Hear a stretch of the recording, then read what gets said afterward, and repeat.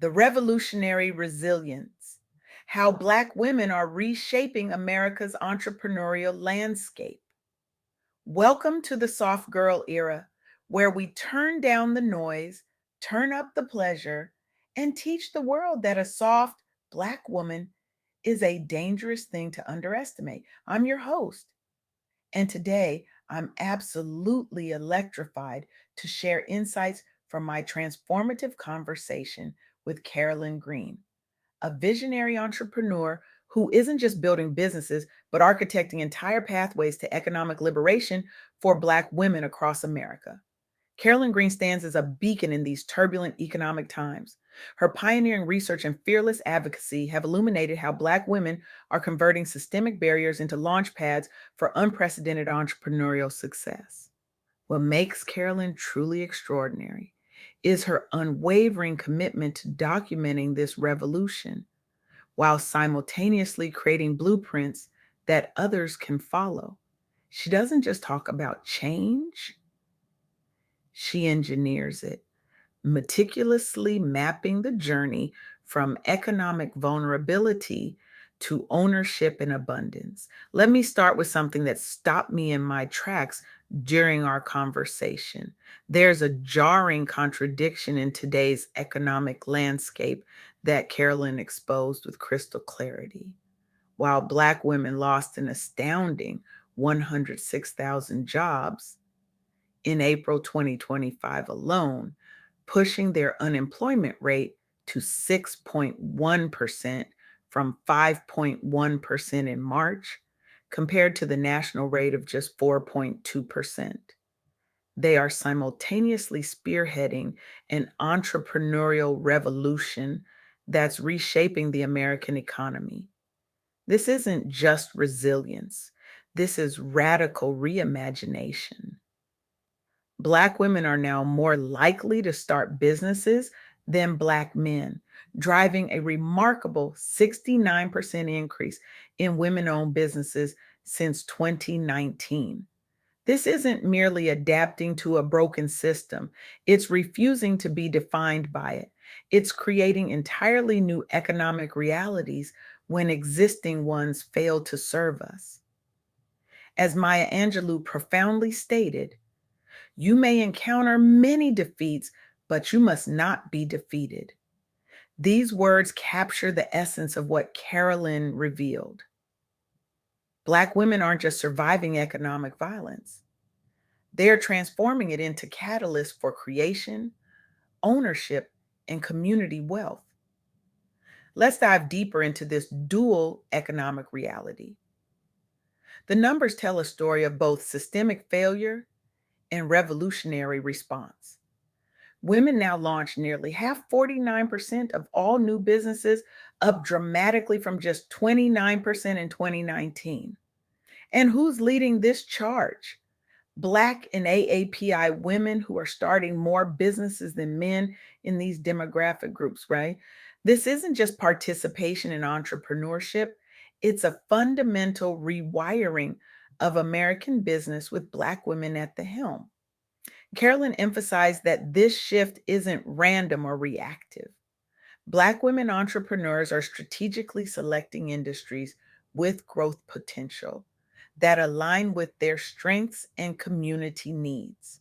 They're concentrating in community services, 68%, and personal assistance sectors, 58%, including healthcare, social assistance, and retail. The results speak volumes. Black and African American women owned businesses saw average revenue increases of 32.7% between 2019 and 2023. Let that sink in for a moment. While traditional employment continues to present barriers and betrayals, Black women are creating their own economic ecosystems rather than fighting for scraps at tables that weren't built for them. During our conversation, Carolyn shared three powerful stories that transform these statistics into living, breathing examples of this revolution in action.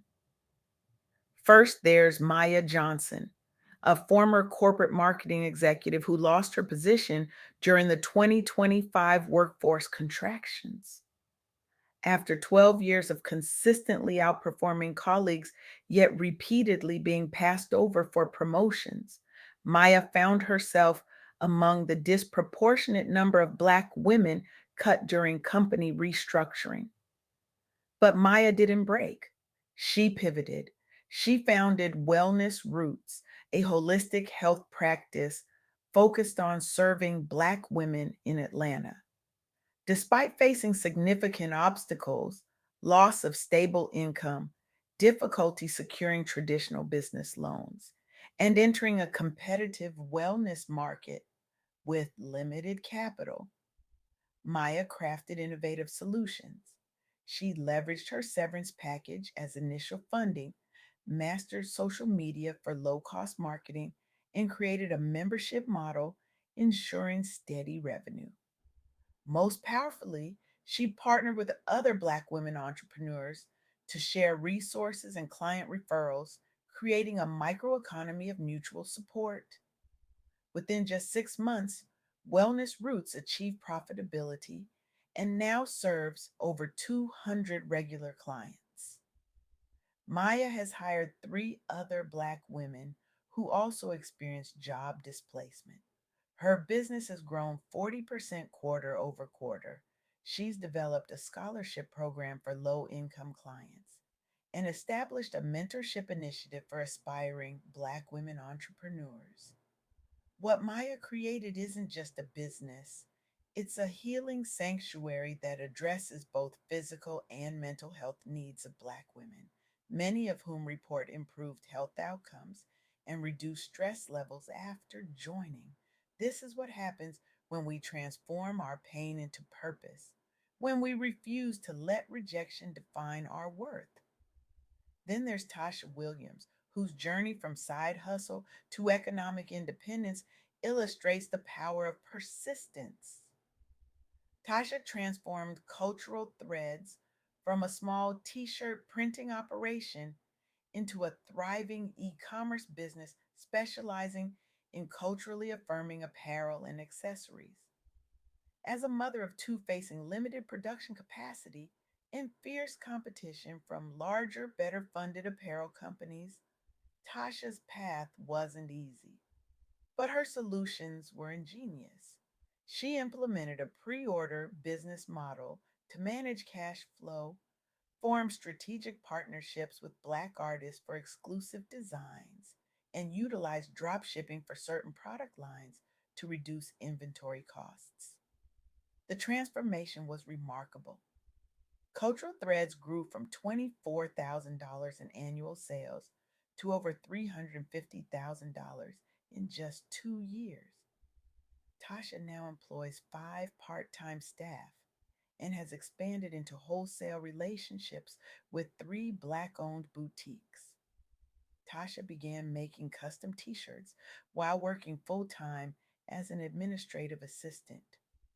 When her hours were reduced in 2023, she invested more time in her business, eventually leaving her job entirely when Cultural Threads revenue surpassed her salary. Today, she's built a social media following of over 50,000 followers, secured a small business grant to expand production equipment, and been featured in 2 national publications highlighting Black women entrepreneurs. As Tasha often tells her team, we're not just selling shirts, we're selling affirmation, representation, and possibility. Her business has become a platform for cultural pride, inspiring a community of over 10,000 customers who actively engage with the brand's message of empowerment. The third story Carolyn shared particularly resonated with her own background in childcare entrepreneurship. Sisters Jasmine and Janelle Cooper founded Little Leaders Childcare, a network of 3 childcare centers in Philadelphia, focused on early childhood education with culturally responsive curricula. The Coopers faced zoning restrictions, high startup costs, staffing challenges, and complex childcare regulations. Their solutions demonstrate the innovative thinking that characterized this new wave of Black women entrepreneurs. They secured a community development loan specifically for women of color entrepreneurs, implemented a cooperative staffing model offering ownership opportunities to employees, and developed a scalable business plan allowing for gradual expansion. Today, Little Leader serves 180 children across 3 locations, employs 32 staff members, 28 of whom are Black women, and has a waiting list at all locations. The sisters combine Jasmine's business acumen and Janelle's early childhood education expertise to create a solution to the childcare crisis affecting their community after the pandemic disrupted their careers. Little Leaders has received state recognition for curriculum innovation, maintained a 96% parent satisfaction rate, and created a professional development program that has helped 5 employees earn advanced certifications. Beyond providing quality childcare, it has become a community institution supporting working parents, particularly single mothers, enabling them to pursue education and career advancement while knowing their children are receiving quality care. As Carolyn reflected on these stories, she shared a powerful affirmation that guides her own entrepreneurial journey. My obstacles are not roadblocks, they're redirections toward my purpose. This mindset is at the heart of the economic transformation we're witnessing. What these stories reveal is something profound about this moment in history. Black women aren't just starting businesses, they're creating enterprises that address community needs, employ other Black women, and build economic infrastructure that can withstand future shocks. This isn't just entrepreneurship, it's economic activism, it's liberation work. The poet Audre Lorde reminds us that caring for myself is not self indulgence, it is self preservation. And that is an act of political warfare. In the same way, Black women creating businesses that prioritize both profit and community well being is not just entrepreneurship, it's revolutionary economic self determination. So, where do we go from here? How do we respond to this powerful moment? I believe we stand at a crossroads. One path leads to maintaining the status quo where Black women's entrepreneurial genius remains undervalued and underfunded. The other path leads to a transformed economy where Black women's leadership is recognized as the revolutionary force it truly is. The choice is clear, but the work is demanding. It requires all of us, investors, consumers, policymakers, and fellow entrepreneurs, to disrupt our thinking about who creates economic value and how resources should flow.